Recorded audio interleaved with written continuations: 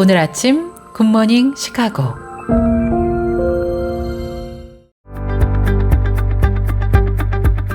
청취자 여러분 안녕하십니까? 7월 11일 금요일 KCBS 굿모닝 시카고 시작합니다.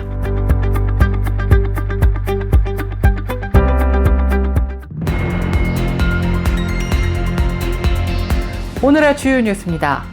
남가주에서 서류 미비자 급습 작전을 벌이고 있는 연방이민 당국 요원들의 체포 과정이 또 공개되면서 공분을 사고 있습니다. 의료시설에서 벌인 급습 작전 과정이 무차별적이고 폭력적이었기 때문입니다. 텍사스주 최고 법 집행기관이 전 해병대 예비역인 벤자민 한일송 씨를 공개 수배하고 시민들의 제보를 당부하고 나섰습니다. 벤자민 한일송 씨는 지난 4일 엘버라도의 이민세관 집행국 구금시설 밖에서 발생한 매복 공격으로 경찰관 1명에게 부상을 입힌 혐의를 받고 있으며 현재 텍사스에서 가장 위험한 도피범 중 1명으로 간주돼 경찰의 추적을 받고 있습니다. 캘리포니아주 베이커스필드에서 20세의 한 젊은 엄마가 섭씨 38도를 넘나드는 한낮의 폭염 속에 생후 5개월 된 아기를 차량 안에 방치한 채 립필러 시술을 받으러 갔다가 아기가 결국 숨지는 충격적인 사건이 발생했습니다. 지난 9일 수요일 오전 11시경 캘리포니아 패사디나 페어 오크스 에베뉴 340번지에 위치한 구딜 매장 밖 기부함에서 한 성인 남성의 시신이 발견돼서 충격을 주고 있습니다. 경찰은 구딜 직원으로부터 신고를 받고 현장에 출동했고 발견된 시신은 파란색 방수포와 담요에 쌓여 다른 기부 물품들과 함께 기부함 안에 있었던 것으로 조사됐습니다. 피해자는 성인 남성으로만 확인되었고 신원이나 사망 원인은 아직 공개되지 않았습니다. 북한에서 처음으로 5쌍둥이가 태어났습니다. 조총련 기관지 조선신보는 10일자 신문에서 지난달 평양산원을 태어난 5쌍둥이의 근황을 뒤늦게 게재했습니다. 매체는 지난 1월 31일 조선에서 처음으로 5쌍둥이가 출생한 소식은 지금도 사람들의 화제거리가 되고 있다면서 딸 셋과 아들 둘인 5쌍둥이들 몸무게는 5kg 안팎으로 건강 상태는 양호하다고 보도했습니다. 초콜릿 브랜드 페레로 로세로 잘 알려진 이탈리아 식품기업 페레로가 시리얼 제조업체 켈로그를 약 30억 달러에 인수하기 위한 막바지 협상에 들어간 것으로 조사되었습니다. 캘리포니아의 마크 프랜시 목사가 설립한 전도단체 침례 아메리카 운동이 미국 전역에서 물 침례의 물결을 일으키고 있습니다. 프랜시 목사는 진정한 부흥은 건강한 지역교회를 통해 시작되며 물 침례가 세상에 복음을 전하는 가장 위대한 전도 도구 중 하나라고 강조했습니다. 미국 장로교가 백인 기독교 민족주의에 대응하기 위한 자료를 발표하며 교단 내외의 주목을 받고 있습니다. 미국 사회의 인종 문제와 기독교적 가치의 연관성에 대한 심도 깊은 논의가 계속되고 있음을 시사하고 있습니다. 텍사스주 웨히코의 침례교 기관인 바일러 대학이 교회 내 LGBTQ 포용을 연구하기 위한 64만 달러 규모의 보조금을 반환하기로 결정했습니다. 이상 오늘의 주요 뉴스입니다. 첫 소식입니다. 남가주에서 서류 미비자 급습 작전을 벌이고 있는 연방이민 당국 요원들의 체포 과정이 또 공개되면서 공분을 사고 있습니다. 의료시설에서 벌인 급습 작전 과정이 무차별적이고 폭력적이었기 때문입니다. 급습 작전은 지난 8일 온타리오 어드밴스드 외과 센터에서 발생했습니다. 올해 30살의 데니스 기엔 솔리스와 조경업자 2명이 센터 밖에서 작업을 하고 있던 중 마스크와 방탄복을 착용한 연방이민단속국 요원들이 데니스를 포함한 3명을 추격하기 시작했습니다. 요원들은 센터 내부로 도주한 이들을 쫓아 들어갔고 그때부터 강제 체포가 시작됐습니다. 공개된 영상에는 센터 의료진들이 요원들에게 영장 없이 사유지에 들어왔으니 불법 침입이라며 나가라고 했습니다. 그러나 데니스에게 손을 떼라고 항의하는 장면 등이 담기면서 논란이 커지고 있습니다. 체포 당시 데니스는 울부짖었고 나머지 2명은 문 틀을 잡고 필사적으로 버틴 모습이 공개됐기 때문입니다. 결국 3명은 연방이민단속국에 의해 체포됐습니다. 이민정의 단체는 연방이민 당국 요원들이 센터에서 체포작전을 벌이던 당시에 신원을 밝히지 않았다고 비판했습니다. 신분증과 영장 등을 보여달라고 요구했지만 아랑곳하지 않고 체포를 이어갔다고 설명했습니다. 텍사스주 최고 법 집행기관이 전 해병대 예비역인 벤자민 한일송 씨를 공개 수배하고 시민들의 제보를 당부하고 나섰습니다. 벤자민 한일송 씨는 지난 4일 엘버라도의 이민세관 집행국 구금시설 밖에서 발생한 매복 공격으로 경찰관 1명에게 부상을 입힌 혐의를 받고 있으며 현재 텍사스에서 가장 위험한 도피범 중 1명으로 간주돼 경찰의 추적을 받고 있습니다. 텍사스 공공안전국은 수요일 밤 송 씨에 대한 주 전체에 블루 경보를 발령한 지 몇 시간 만인 목요일 오전 그를 공식적으로 가장 수배가 많은 시민 명단에 추가했습니다. 이는 송 씨가 공공안전과 법 집행기관에 가할 수 있는 위협의 심각성을 강조하는 조치입니다.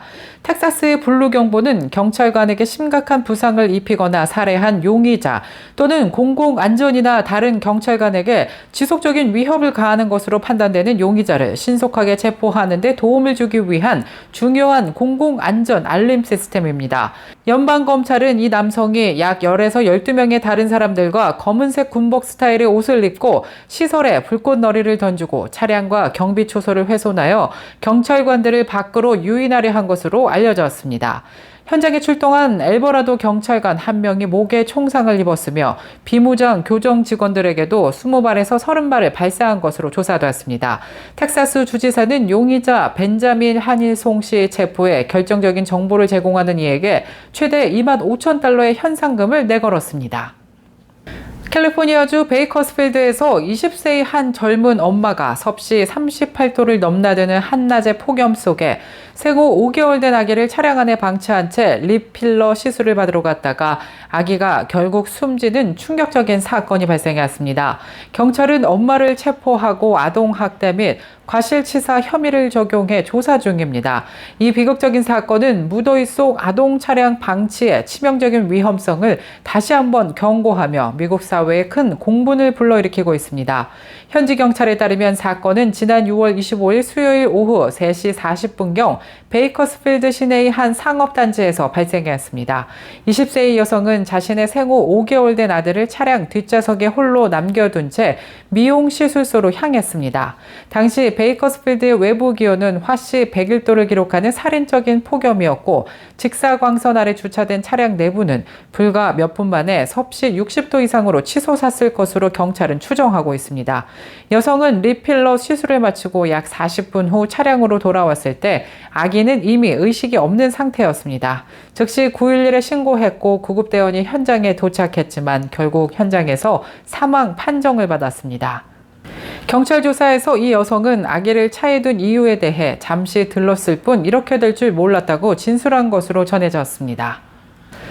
지난 9일 수요일 오전 11시경 캘리포니아 패사디나 페어 오크스 에베뉴 340번지에 위치한 구딜 매장 밖 기부함에서 한 성인 남성의 시신이 발견돼서 충격을 주고 있습니다. 경찰은 구딜 직원으로부터 신고를 받고 현장에 출동했고 발견된 시신은 파란색 방수포와 담요에 쌓여 다른 기부 물품들과 함께 기부함 안에 있었던 것으로 조사됐습니다. 피해자는 성인 남성으로만 확인되었고 신원이나 사망 원인은 아직 공개되지 않았습니다. 수사관들은 현재 시신을 감싸고 있던 담요와 방수포 그리고 주변에 있던 기부 물품들을 조사하며 단서를 찾고 있다고 전했는데요. 일부 보도에 따르면 피해 남성은 30대로 노숙자일 가능성도 제기되고 있습니다. 북한에서 처음으로 5쌍둥이가 태어났습니다. 조총련 기관지 조선신보는 10일자 신문에서 지난달 평양산원을 태어난 5쌍둥이의 근황을 뒤늦게 게재했습니다.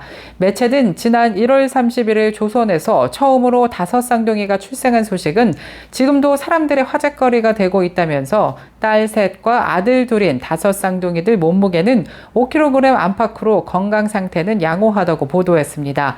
5쌍둥이의 어머니는 모란봉구역 장현동에 거주하는 박경심 씨로 아버지는 평양상업봉사대학에 다니는 학생 손충효 씨라고 전했습니다.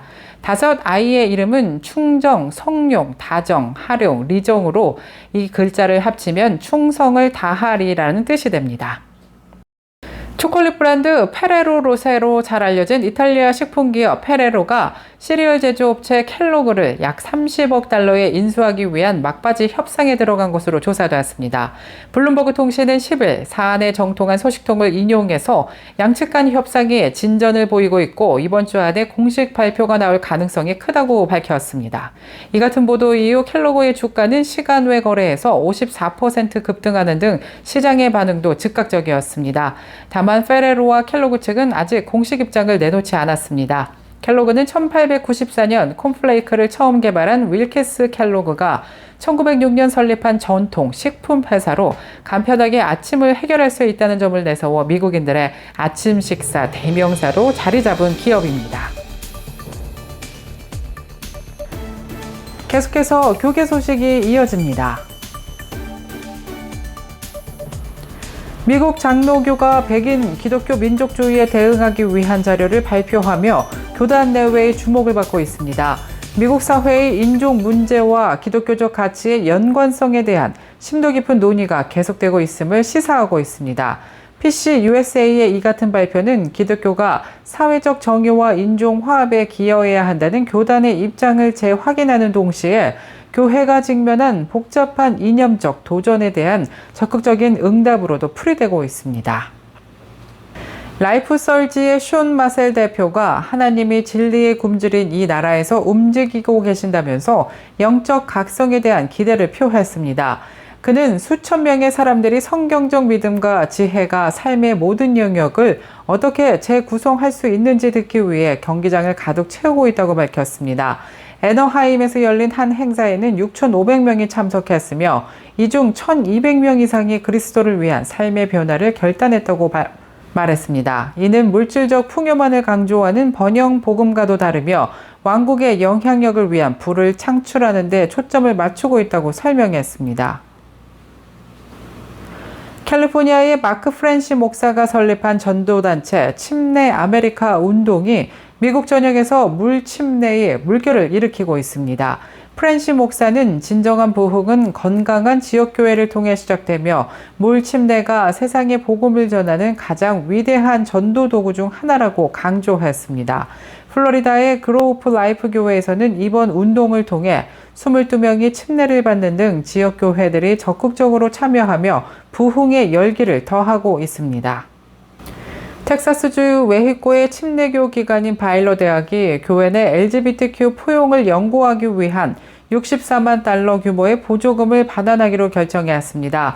이 같은 결정은 기독교 고등교육기관 내에서 성소수자 이슈에 대한 신학적 윤리적 논쟁이 여전히 진행 중임을 보여주는 사례로 풀이되고 있습니다. 일부에서는 종교적 신념에 따른 당연한 결정이라고 보는 반면 다른 한편에서는 학문적 연구의 자유와 포용성 측면에서 비판의 목소리도 나오고 있어 논란이 지속될 것으로 예상되고 있습니다.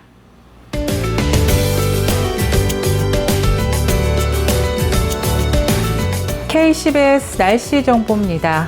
금요일인 오늘은 하루 종일 구름 끼고 흐린 날씨 예상되는 가운데 오전부터 천둥 번개를 동반한 비 소식 예보됐습니다.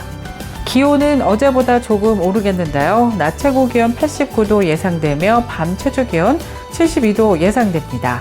내일 아침 해 뜨는 시각 오전 5시 25분, 해 지는 시각 오후 8시 26분입니다. 이상 날씨였습니다.